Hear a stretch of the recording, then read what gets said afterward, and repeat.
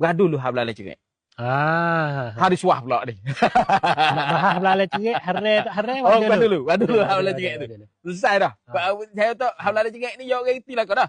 Nah, orang hok kata orang hok judi, dia judi dah. Orang hok tak judi, dia tak judi dah. Dia panggil orang reti dah. Ya benar tapi ya tak apa tak laju lama.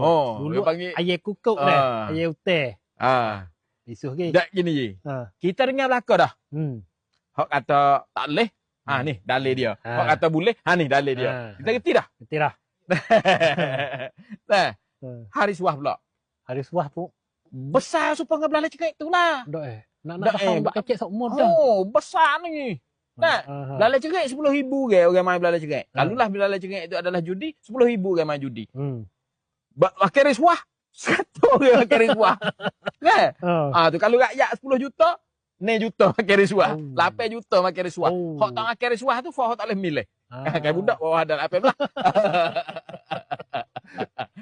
Malah tak ada klik dah. Malah tak boleh klik. Hok budak. Pak hok tua duduk rumah dah tak ada nak kira. Jadi sekata, habis tu kita kena besar. Sebab apa? Ya sebab apa?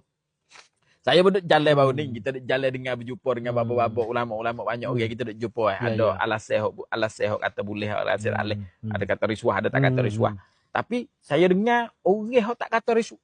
Dia sebab macam waswah, macam orang panggil tidak jelas. Tapi dia kata ke mana? Dia kata duit ni adalah duit khianatkan amanah.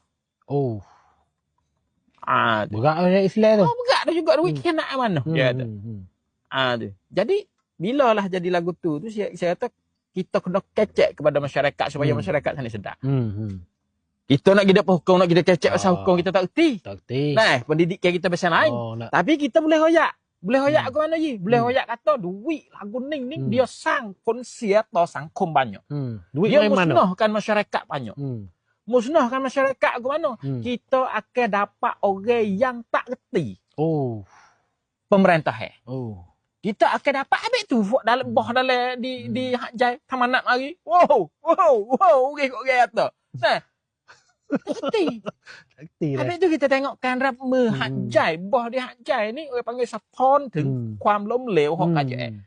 Bukan bagi saya bukan สะท้อน ความล้มเหลว ของ KJN. สะท้อน ความล้มเหลว ของ kita rakyat. Enggak. Sebab apa? Sebab kita ni lah orang khianat amanah. Khianat amanah ke mana? Kita pilih orang tak kena pada tempat. Pilih orang bodoh lah. Kasar mu. Pilih orang tak kena pada tempat. Tak kena. Kita pilih orang tak kena pada tempat. Tak kena pada tempat. Kita pilih orang tak sesuai pada tempat. Tu.